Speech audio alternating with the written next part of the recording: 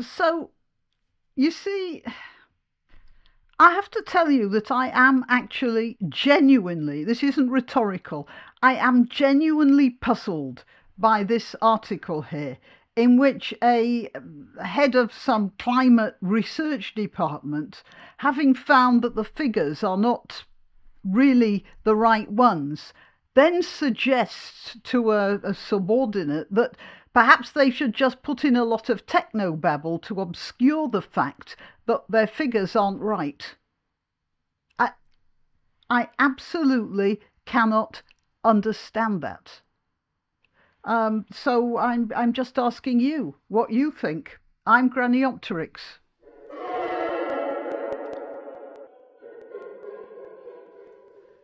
So this is from March the 9th, by the way. It's a few days old as I'm making this video, but I've been hanging on to it for a bit. I've been trying to make sense of it. You know, you look at something and then you think, I'll leave this for a couple of days. Perhaps the next time I read it, it's going to make some sense. But this does not make any more sense now than it did when I read it first off. So I'll just give you the bare essentials here. The head of the government's climate watchdog told officials to kill a negative news story with technical language. Chris Stark, chief of the House of Stark, no doubt, chief executive of the Climate Change Committee, the CCC. Ah, right, well, that's a very simple set of initials for obviously simple-minded people. Drafted the response when asked for clarity over claims of a mistake made by the body. How's this, he said. Kill it with some technical language. We'll get to what that is a bit later on. The exchange was revealed in a Freedom of Information request submitted by the Telegraph after apparent obfuscation by the climate watchdog over a story published by the Telegraph in January. Thank goodness they are actually trying to get a law through to stop somebody from a foreign country buying British newspapers, because if you didn't know, there's been an attempt by, I think it's Dubai, to buy the Telegraph and the Spectator. They're part of the same group, and you know, stuff like this wouldn't get published probably if it were foreign owned. It raises questions about the transparency of the committee. Does anyone watching this video has anyone watching this video actually ever thought that these committees are transparent? I mean, I got my red pill, is it the blue one? Well, you know, whichever one it was. I took that pill the first time when there was some climate a research department in East Anglia University, and they actually put out false figures, and the emails show they knew they were false figures. It wasn't like they made a mistake and then tried to cover up. No, they started out with false figures. That was about, well, I don't know what, 5-6 years ago, something like that. Mr. Stark, a senior public servant whose pay package amounts to more than £170,000 a year. Now I know. There's the answer. £170,000 a year. That's quite an inducement to obfuscate with technobabble, isn't it? He is bound by the Nolan principles of public life, which require openness and accountability. I think the accountability here might refer to his bank accountability. What do you think? David Jones, a Tory member of the Commons Public Administration Committee and former cabinet minister, said Chris Stark steps down as chief executive of the CCC next month. Before he goes, he has some serious questions to answer.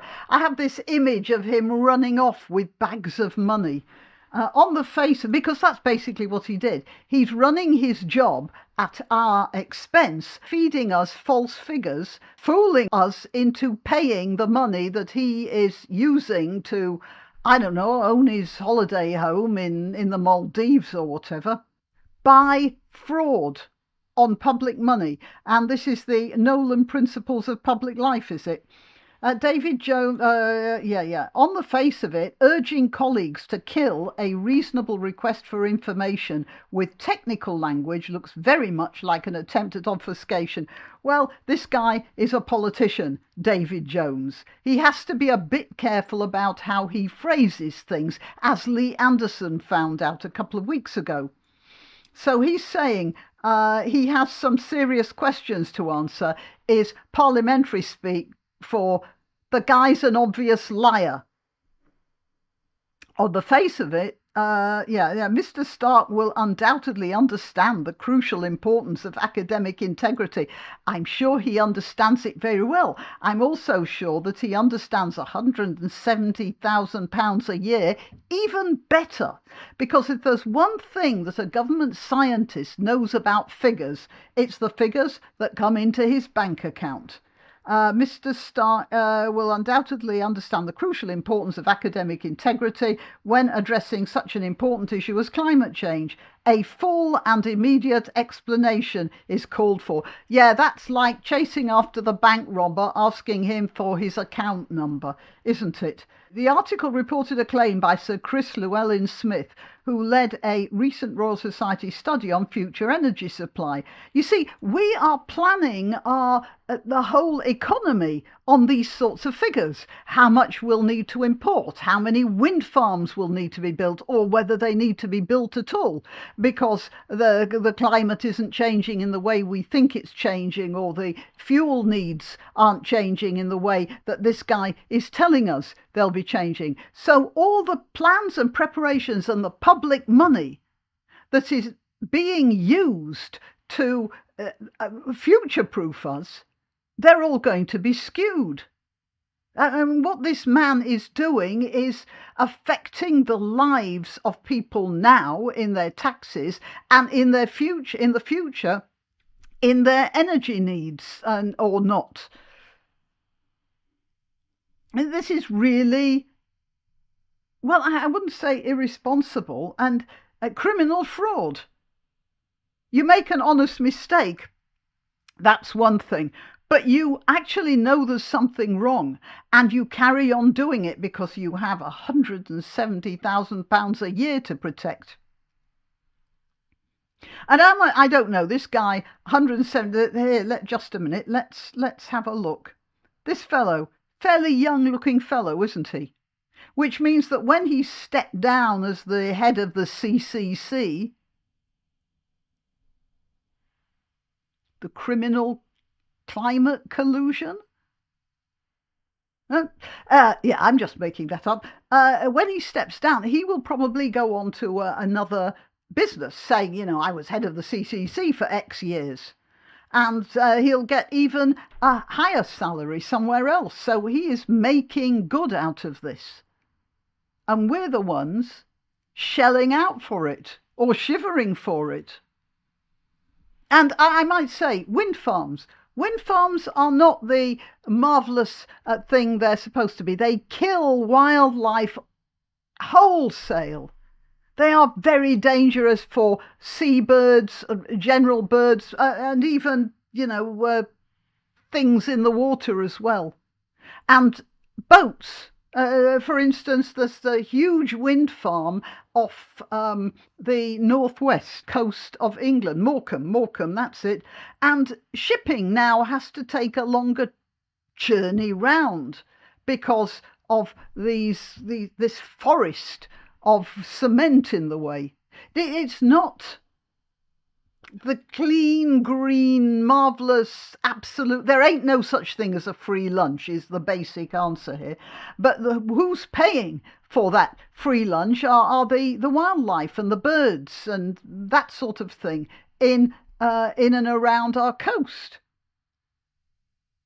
And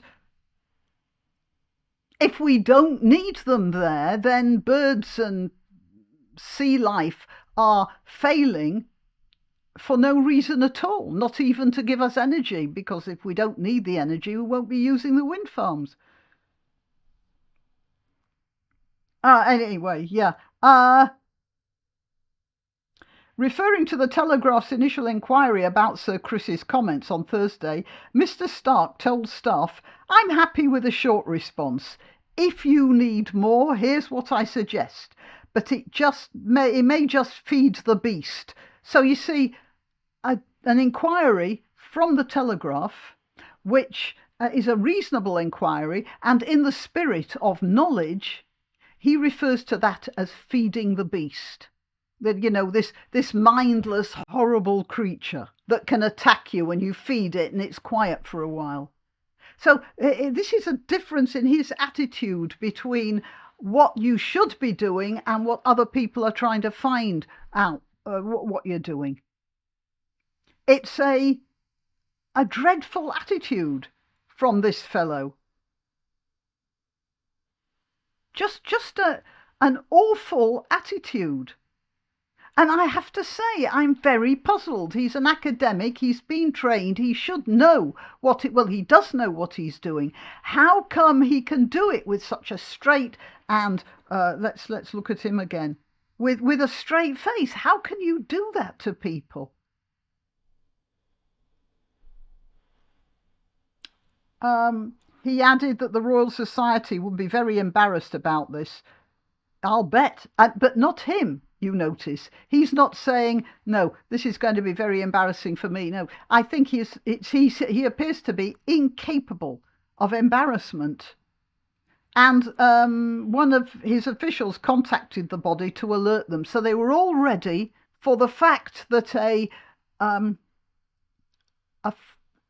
fact is coming up that shows that they've been acting wrongly in many ways. We're only a couple of minutes to the punchline, which I happen to think is well worth sticking around for. But meanwhile, please check you're still subscribed. We all know about the tricks that YouTube pulls, and you can look for donation options in the description. However, the best thing you can do for this video is to click like and share. Thank you. An unnamed individual, apparently a representative of the Royal Society, stated that Sir Chris says the comments about privately conceding a mistake were made to him by Chris Stark. The Telegraph put several questions to the CCC, including asking to what extent the 219 recommendations and the predicted cost of the 2050 target would have been different had they relied on a greater amount of weather data. I'm sorry, I didn't say. In 2019, they used 1 year of weather data, just 1 year. And the Telegraph asked, how would this change if there's more than 1 year you're taking into account? In response, an official suggested to Mr. Stark that the CCC simply reply stating that we stand by the analysis of its 2019 recommendations. So that's it. That's all they were going to say. It's right because it's right because it's right because it's right because we say so. That's the argument. And then asked if more was needed, he suggested an extra sentence, which was then issued as the CCC's official response to the Telegraph, stating, "Our recent report modelled Britain's power system in 2035 using hourly energy demand across that year and real weather data from a low wind year stress tested with a 30-day wind drought."